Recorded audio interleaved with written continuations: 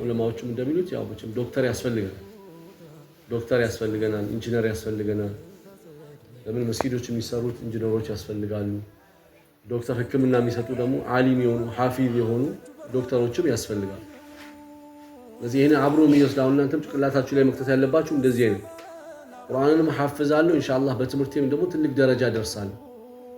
ዓሊምም ሆናለሁ ዶክተርም ሆናለሁ ዓሊም ሆናለሁ ኢንጂነር ሆናለሁ ዓሊም ሆናለሁ የሆነ ስራ ዘርፍ ላይም ደግሞ ሳተፋለሁ የሚል ነው መሆን ያለበት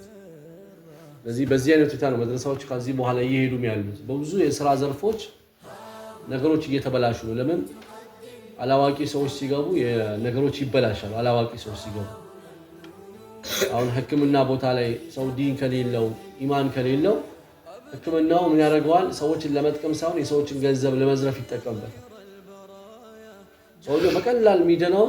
ያወሳስብበትና ብዙ ገንዘብ ይወስድበታል ለምን ኢማን የለውም ንያው ገንዘብ መውሰድ ነው ግን አንድ ሰው ዓሊም ከሆነ ሐፊዝ ከሆነ ኢማን ካለው ማሻአላህ ሰውየው በቀላል ህክምና የሚያገኘው በቀላል ሰጥቶ ይሸኘዋል ያ ሰውዬ hatta ቤት ሄዶ በጣም ይደሰትበታል ዱዓ ያደርግለታል ለዚህ ቤትም ስራ ቢሆን ንግድም ቦታው ንግድ የተበላሸው ለምንድን ነው አብዛኛው ሰው የዲን የንግድ ስርዓት ስለማያውቅ ሸሪዓን አያውቅም ዓላማው ገንዘብ መሰብሰብ ብቻ ስለሆነ በቃ በምንም ይሁን ዘርፎም ይሁን አጭበርብሮም ይሁን ገንዘብ መሰብሰብ ሰው ግን ዓሊም የሆነ ሰው አላህን የሚፈራ ሰው ንግዱ ላይ ሲገባ ንግዱ ራሱ የተስተካከለ ነው ሸሪዓ የጠበቀ ይሆናል ለምን ዓሊም የሆነ ሰው የሚፈልገው በረካ ነው ያውቃል ማለት ነው በሐላል የተከሰበ ገንዘብ በትንሽም ትሆን በረካ እንዳላት ያውቃል